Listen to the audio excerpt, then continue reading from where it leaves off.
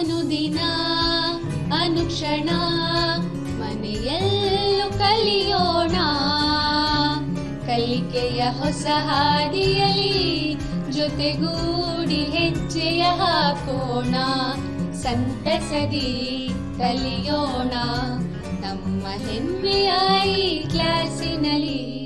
Yes, sir. Yes, teacher. Present, ma'am. बिस्मिल्लाहिर्रहमानिर्रहीम। अस्सलाम वालेकुम रहमतुल्लाहि व बरकातुहू। पिघलना इल्म की खातिर मिसाल शम्मा ज़ेबा है, पिघलना इल्म की खातिर मिसाल शम्मा ज़ेबा है, बग़ैर इसके नहीं पहचान सकते हम खुदा क्या है। खुशामदीद। मैं समीना निखत, माविन मौलमा, मज़मून उर्दू ज़बान अव्वल, कर्नाटक पब्लिक स्कूल बीदर, जमात दहम से सबक नंबर 16, दरसी किताब में सफ़ा नंबर है 107।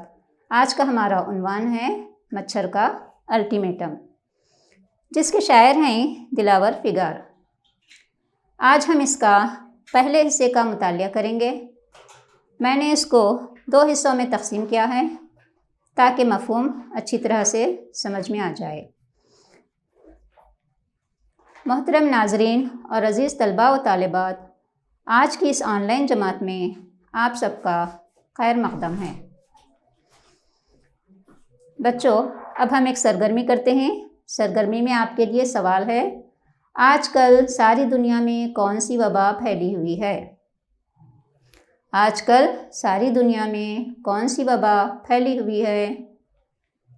शाबाश, आजकल सारी दुनिया में कोविड-19 वबा फैली हुई है। बच्चों, तकरीबन 1 साल से जो है हम इस वबा से परेशान हैं। कोविड-19 वबा सारी दुनिया में हलचल मचा दी है और लोग जो है बहुत परेशान हो रहे हैं। तो इसके लिए हमें चाहिए कि चंद एहतियाती तदाबीर अपनाएं। इसके लिए हमें चाहिए कि हम एहतियाती तदाबीर अपनाएं और इस वबा से महफूज रहें। बच्चों, अभी आपने कोविड-19 से बचने के एहतियाती तदाबीर सुना। अब हम आगे बढ़ते हैं दूसरे सवाल की तरफ। पहले कौन कौन सी बीमारियों के नाम सुनने में आते थे? पहले कौन कौन सी बीमारियों के नाम सुनने में आते थे? शाबाश, बिल्कुल सही जवाब दिया आपने। पहले टाइफाइड, मलेरिया, इरखान, डेंगू वगैरह के नाम सुनने में आते थे। ठीक है, अब आपके लिए और एक सवाल है, मलेरिया किससे फैलता है? पता है ना आप लोगों को मलेरिया किससे फैलता है? शाबाश, मलेरिया जो है मच्छर से फैलता है। ये मच्छर की तस्वीर, ये मच्छर जो है काटने से हमको मलेरिया होता है। क्या आपको मालूम है कि मच्छर की कौन सी नस्ल से मलेरिया फैलता है? पता है आपको? मच्छर की मादा एनाफिलीज नस्ल से मलेरिया फैलता है। मच्छर की एनाफिलीज जीनस नस्ल से मलेरिया फैलता है। बच्चों, हम ये भी जान लेंगे कि मच्छर से और कौन कौन सी बीमारियां होती हैं। तो मैं आप लोगों को बताऊंगी यहाँ पर मच्छर से होने वाली ख़तरनाक बीमारियां दर्ज झेल हैं। नंबर 1 है मलेरिया, जो अभी आपने कहा कि मच्छर से मलेरिया फैलता है, तो वही है मलेरिया। इसके बारे में हम इसकी अलामतें और इससे बचने के तदाबीर देखेंगे। नंबर 1 मलेरिया, नंबर 2 है डेंगू और नंबर 3 है चिकनगुनिया। ठीक है, तो मैं सबसे पहले आपको मलेरिया के बारे में मालूमात दूंगी कि इसकी अलामतें कौन सी हैं और इसके एहतियाती तदाबीर क्या हैं। गौर से सुनिए। मच्छर से होने वाली बीमारी मलेरिया है। ये बीमारी मादा एनाफिलीज जीनस के काटने से होती है। इस बीमारी की अलामतें हैं सर दर्द, बुखार, कमज़ोरी, बदन दर्द, चक्कर वग़ैरह। इस बीमारी से बचने के लिए पूरी तरह ढके हुए कपड़े पहनना चाहिए और اپنے آس پاس صاف صفائی کا خیال رکھنا چاہیے اور وقتاً فوقتاً گھر کی نالیوں کے آس پاس اسپرے کرواتے رہیں۔ نمبر 2 ہے جو مچھر سے پھیلنے والی خطرناک بیماری ہے وہ ہے ڈینگو۔ مانسون میں ہونے والی ایک اور خطرناک بیماری ڈینگو ہے۔ اس بیماری سے ہر سال سینکڑوں لوگ اپنی جان گنوا دیتے ہیں۔ اس بیماری میں بخار، سر درد، ریشز، جوڑوں میں درد، ٹھنڈ لگنا، کمزوری، چکر جیسی علامتیں دکھائی دیتی ہیں۔ ڈینگو سے مبتلا مریض کو زیادہ سے زیادہ لیکوڈ ڈائٹ لینا چاہیے اور یہ علامتوں کے نظر آتے ہی فوراً ڈاکٹر سے رجوع ہونا چاہیے۔ اس کے بعد نمبر 3 جو مچھر سے پھیلنے والی خطرناک بیماری ہے وہ ہے چکن گنیا۔ مانسون میں ایڈس مچھر کے کاٹنے سے چکن گنیا ہوتا ہے۔ یہ مچھر زیادہ تر دن میں کاٹتے ہیں، رات میں نہیں بلکہ دن میں کاٹتے ہیں۔ اس سے سر درد، آنکھوں میں درد، نیند نہ آنا، کمزوری، شریر پر لال چکتے بننا، جوڑوں میں درد اس بیماری کی علامتیں ہیں۔ اس بیماری سے بچنے کے لیے گھر کے آس پاس صاف صفائی کا خیال رکھیں۔ ٹھیک ہے، تو آج ہم مچھر کا الٹیمیٹم نظم کا مطالعہ کریں گے جس کے شاعر ہیں دلاور فگار۔ یہ دلاور فگار ہیں، ان کی تصویر کو دیکھیے بغور آپ۔ یہ نظم جو ہے ایک طنزیہ اور مزاحیہ نظم ہے۔ آج کی تدریس کے اہم نکات ہیں تخلیق۔ سب سے پہلے ہم تخلیق کے بارے میں پڑھیں گے۔ اس کے بعد ہے شاعر کا تعارف، نیکسٹ ہے اس کے بعد نظم خوانی کا پہلا حصہ، پھر الفاظ معنی ہیں، اس کے بعد جو ہے اشعار کی تشریح اور سرگرمیاں، اور گھر کا کام اس کے بعد آپ کو ایک عملی سرگرمی دی جائے گی۔ سب سے پہلے ہم تخلیق کے بارے میں دیکھیں گے کہ یہ نظم کی تخلیق کس طرح ہوئی، کس طرح اس نظم کو تیار کیا گیا ہے۔ طنزیہ و مزاحیہ تخلیقات میں زمانے کے ناہمواریوں اور زندگی کی کوتاہیوں کو بیان کیا جاتا ہے۔ طنزیہ و مزاحیہ تخلیقات میں زمانے کی ناہمواریوں اور زندگی کی کوتاہیوں کو بیان کیا جاتا ہے۔ عموماً طنز و مزاح کا مقصد اصل اصلاح ہوتا ہے۔ ہمارے ادب میں طنز و مزاح کی قدیم روایت ہے۔ ہمارے ادب میں طنز و مزاح کی قدیم روایت ہے۔ اس کے عناصر غالب سے پہلے بھی ملتے تھے۔ یہ غالب کی تصویر ہے، دیکھیے، آپ لوگ جانتے ہی ہوں گے۔ اس کے بعد جو ہے انہوں نے زندگی اور موت کی باتوں کو بھی ظریفانہ انداز میں کی ہیں۔ غالب کی شاعری ہو یا نثر، دونوں میں یہ عنصر موجود ہے۔ ان کے بعد اکبر الہ آبادی جیسے طنز و نگار اردو ادب میں پیدا نہیں ہوئے۔ دلاور فگار دور حاضر کے مشہور و معروف ظریف شاعر ہیں۔ انہوں نے زندگی کے مختلف واقعات کو مزاحیہ انداز میں بیان کیا ہے۔ دلاور فگار کی یہ نظم ان کی کالم نگاری کا حصہ ہے۔ اس طنزیہ نظم میں دلاور فگار نے سماجی برائیوں کو بیان کیا ہے۔ بچوں، آپ جانتے ہی ہیں کہ سماج میں کتنی برائیاں پھیلی ہوئی ہیں، اس نظم میں بیان کیا ہے۔ تو آپ نے یہ جانا کہ تخلیق کے بارے میں اب ہم ایک سرگرمی کرتے ہیں۔ آپ کے لیے ہدایت ہے مناسب الفاظ سے خانہ پوری کرو، جس میں نمبر 1 ہے عموماً طنز و مزاح کا اصل مقصد ڈیش ہوتا ہے۔ کیا ہوتا ہے؟ اصلاح ہوتا ہے۔ بالکل صحیح جواب۔ ڈیش جیسا طنز و نگار اردو ادب میں پیدا نہیں ہوا۔ بتائیے، بالکل صحیح جواب۔ اکبر الہ آبادی جیسا طنز و نگار اردو ادب میں پیدا نہیں ہوا۔ اس کے بعد ہے سوال آپ کے لیے، طنزیہ نظم میں دلاور فگار نے ڈیش کو پیش کیا ہے۔ کس کو پیش کیا ہے؟ ابھی میں نے آپ لوگوں کو بتایا۔ ہاں، شاباش۔ طنزیہ نظم میں دلاور فگار نے سماجی برائیوں کو پیش کیا ہے۔ اس کے بعد ہے غالب کی شاعری ہو یا ڈیش، دونوں میں یہ عنصر موجود ہوتا ہے۔ کیا ہوتا ہے؟ نثر۔ غالب کی شاعری ہو یا نثر، دونوں میں یہ عنصر موجود ہے۔ کون سا عنصر؟ مزاحیہ عنصر۔ اس کے بعد اب ہم شاعر کا تعارف دیکھیں گے۔ شاعر ہیں دلاور فگار۔ ان کا نام ہے دلاور حسین، پیدائش 18 جولائی 1929 عیسوی۔ تاریخ ہے، تاریخی نام سعید اختر۔ تاریخی نام کیا ہے؟ سعید اختر ہے، اور قلمی نام دلاور فگار۔ قلمی نام کیا ہے؟ دلاور فگار۔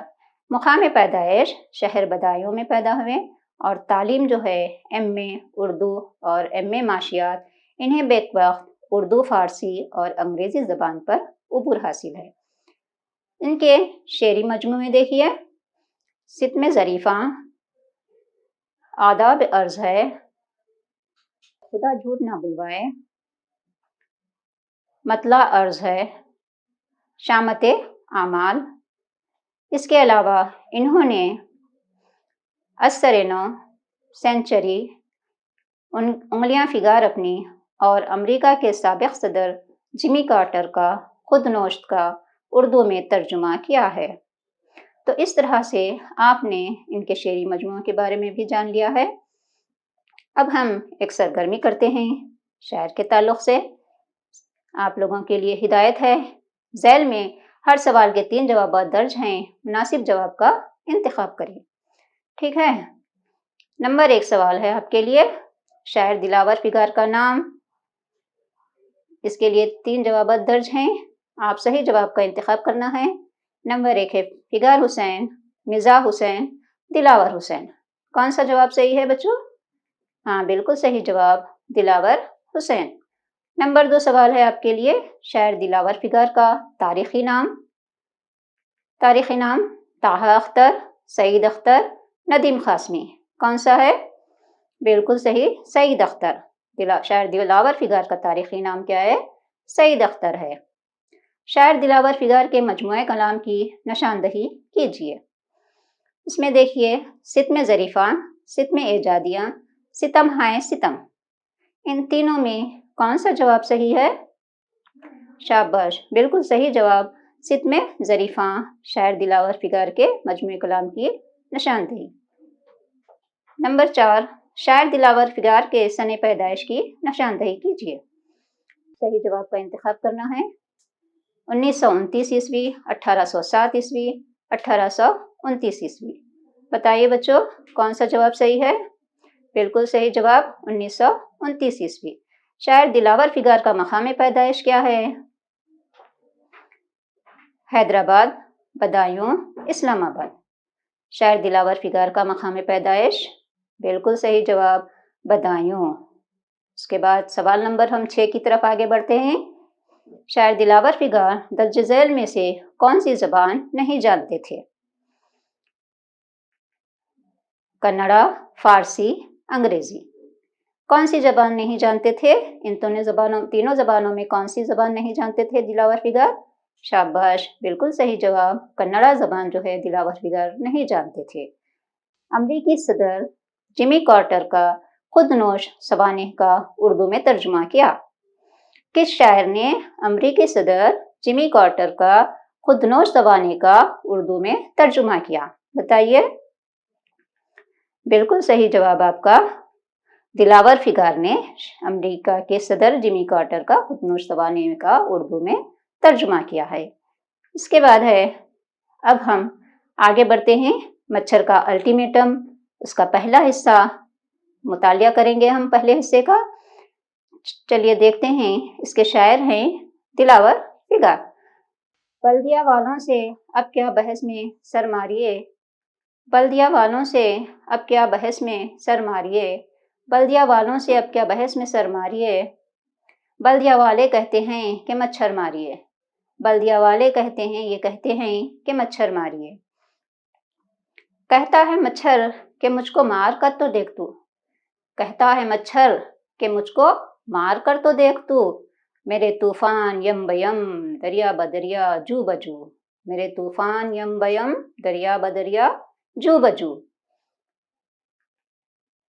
دیکھ اے نادان यूं मुझ पर ना डीडीटी छिड़क, देख ऐ नादान यूं मुझ पर ना डीडीटी छिड़क, तेरा ये गाज़ा मेरे चेहरे को दे देगा चमक, तेरा ये गाज़ा मेरे चेहरे को दे देगा चमक।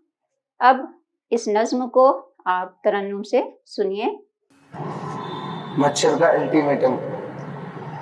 बल्दिया वालों से अब क्या बहस में सर मारिए, बल्दिया वाले ये कहते हैं कि मच्छर मारिए, कहता है मच्छर के मुझको मार कर तो देख तू, मेरे तूफान जंबयम दरिया बदरिया जू बजू, देख ऐ नादान जो मुझ पर न डीडीटी छिड़क, तेरा ये गाज़ा मेरे चेहरे को दे देगा चमक। अभी आपने इस नज़्म को तरन्नुम से सुना। इसके बाद अब हम इस नज़्म के पहले हिस्से के अल्फाज व माने मालूम करेंगे। बल्दिया, पता है आपको बल्दिया किसको कहते हैं? हाँ, बिल्कुल सही जवाब, म्युनिसिपैलिटी। यानी हम लोग देखते ही हैं म्युनिसिपैलिटी या सीएमसी भी बोलते हैं, यानी शहर की सफाई करने वाला महकमा। इसके बाद है यमबयम। यमबयम यानी दरिया बदरिया। जू बजू के माने क्या होते हैं बच्चों? हाँ, बिल्कुल सही जवाब, जू बजू यानी नदी ब नदी। उसके बाद है डीडीटी। डीडीटी किसको बोलते हैं? डीडीटी किसे कहते हैं, पता है आपको? बिल्कुल सही जवाब, मच्छर मारने की दवा। उसके बाद है गाज़ा। गाज़ा यानी सुर्ख पाउडर। या इस तरह से इस नज़्म के पहले हिस्से के अल्फाज माने हैं। इसको आप बगौर दिमाग में रखिए, सुनिए। इसके बाद जो है हमको एक अगर अल्फाज माने अगर हम जहन में रखेंगे तो अशार की तशरीह हमको समझने में आसानी होगी। शायर दिलावर फिगार ने इस नज़्म में समाजी बुराइयों को बयान किया है। क्या किया है इसमें? इस नज़्म में समाजी बुराइयों को बयान किया है। पहले शेर की तशरीह देखते हैं हम। बल्दिया वालों से अब क्या बहस में सर मारिए, बल्दिया वालों से अब क्या बहस में सर मारिए, बल्दिया वाले ये कहते हैं कि मच्छर मारिए, बल्दिया वाले ये कहते हैं कि मच्छर मारिए। इसकी तशरीह देखिए। इस शेर में मच्छर इंसान से मुखातिब होकर कह रहा है कि बल्दिया वालों से क्या बहस करें, बल्दिया वालों से क्या बहस करें। इस शेर में मच्छर क्या कर रहा है? इंसान से मुखातिब होकर कि बल्दिया वालों से हम क्या बहस करें, बहस करके अपना सर क्यों ख़राब कर लें, बहस करके जो है अपना सर क्यों ख़राब कर लिए। बल्दिया वाले तो सिर्फ मच्छर मारने की ही बात करते हैं। दूसरे शेर की तरफ हम आगे बढ़ते हैं। कहता है मच्छर कि मुझको मार कर तो देख तू, कहता है मच्छर कि मुझको मार कर तो देख तू, मेरे तूफ़ान यम बयम दरिया बदरिया जू बजू। इस शेर की अब हम तशरीह देखेंगे। मच्छर कहता है कि मुझको मार कर तो देखो। क्या कह रहा है? मुझको मार कर तो देखो, मेरे तूफ़ान यम बयम जू बजू, यानी तूफ़ान की तरह मेरा गौल का गौल तुम पर उमट पड़ेगा। ठीक है, जू बजू यानी तूफ़ान की तरह मेरा गौल तुम पर उमट पड़ेगा, तूफ़ान की तरह मच्छरों का गौल आकर तुमको सताएगा। देख ऐ नादान यूं मुझ पर ना डीडीटी छिड़क, देख ऐ नादान यूं मुझ पर ना डीडीटी छिड़क, तेरा यह गाज़ा मेरे चेहरे को दे देगा चमक। मच्छर बल्दिया वालों से मुखातिब होकर कह रहा है, मच्छर बल्दिया वालों से मुखातिब होकर कह रहा है कि ऐ नादान मुझ पर डीडीटी ना छिड़क, ऐ नादान मुझ पर डीडीटी ना छिड़क, तू मुझ पर डीडीटी छिड़क कर ख़त्म करना चाहता है। डीडीटी का ये पाउडर मेरे चेहरे को और चमक देगा। क्या कह रहा है? कि डीडीटी का पाउडर मेरे चेहरे पर और चमक देगा, इसका मुझ पर कुछ असर ना होगा। डीडीटी छिड़कने से मुझ पर कोई असर नहीं होगा। इस तरह से यह अशार की तशरीह रही। अब मैं आप लोगों के लिए 2 मिनट का वक्फा देती हूँ खामोश मुतालिए के लिए। खामोश मुतालिया करिए इस नज़्म का। ठीक है बच्चों, अब आप लोगों ने खामोश मुतालिया कर लिया होगा। अब इसके बाद अब हम जो है سرگرمی کرتے ہیں۔ درج ذیل سے غیر متعلق لفظ کی نشاندہی کیجیے۔ درج ذیل سے غیر متعلق لفظ کی نشاندہی کیجیے۔ دیکھیے ان میں کون سا لفظ غیر متعلق ہے۔ الفاظ ہیں غازہ، سرخی پاؤڈر، اپٹن، آٹا۔ دیکھیے ان چاروں میں غیر متعلق کون سا ہے؟ غیر متعلق یعنی اس سے تعلق نہیں رکھنے والا۔ ہاں آپ بولیے، بالکل صحیح جواب ہے آٹا۔ آٹا کیا ہے لفظ؟ ان تینوں الفاظ سے الگ ہے، تو یہ جو ہے غیر متعلق لفظ ہے۔ معنوی لحاظ سے غیر موزوں الفاظ کی نشاندہی کیجیے۔ معنوی لحاظ سے غیر موزوں الفاظ کی نشاندہی کیجیے۔ ان چاروں الفاظ میں کون سا لفظ غیر موزوں لفظ ہے؟ دیوانگی، بخشش، معافی، مغفرت۔ دیکھیے چاروں میں کون سا لفظ غیر موزوں ہے؟ بالکل صحیح جواب دیا آپ نے، دیوانگی۔ دیوانگی لفظ جو ہے ان تینوں الفاظ سے غیر موزوں لفظ ہے۔ نمبر 3 سوال کی طرف آگے بڑھتے ہیں ہم۔ لفظ یم بیم کے معنی ہیں۔ لفظ یم بیم کے معنی ہیں ہلکا سا درد، طوفان، دریا بدریا، ٹائی لگانا۔ بالکل صحیح جواب، دریا بدریا۔ لفظ یم بیم کے معنی ہیں دریا بدریا، اور تینوں جو ہے غیر متعلق ہیں اور اس کے یہ معنی بھی نہیں ہوتے۔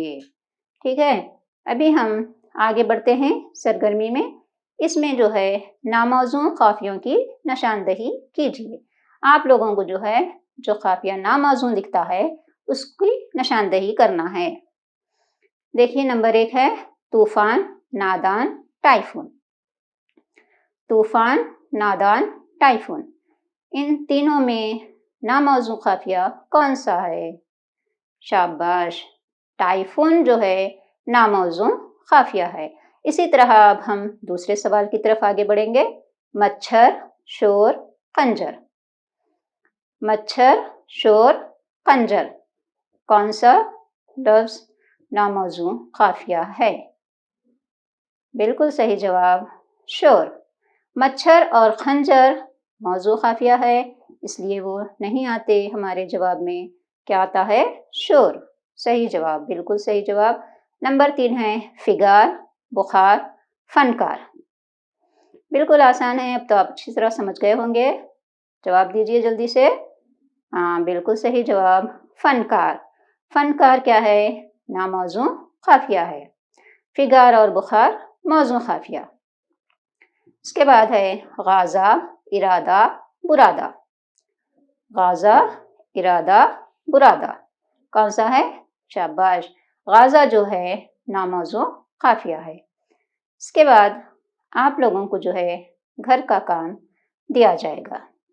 آپ لوگ اس کو حل کر کے جو ہے اپنے استاد محترم کو دکھائیے۔ سوال نمبر 1 ہے بلدیہ والے کیا کام کرتے ہیں؟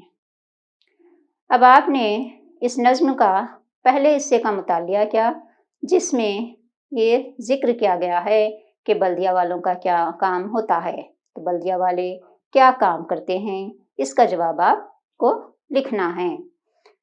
سوال نمبر 2 ہے DDT چھڑکنے سے مچھر پر کیا اثر ہوتا ہے؟ DDT چھڑکنے سے مچھر پر کیا اثر ہوتا ہے؟ بچوں یہ آپ کو اپنی کاپی میں لکھ کر کس کو دکھانا ہے؟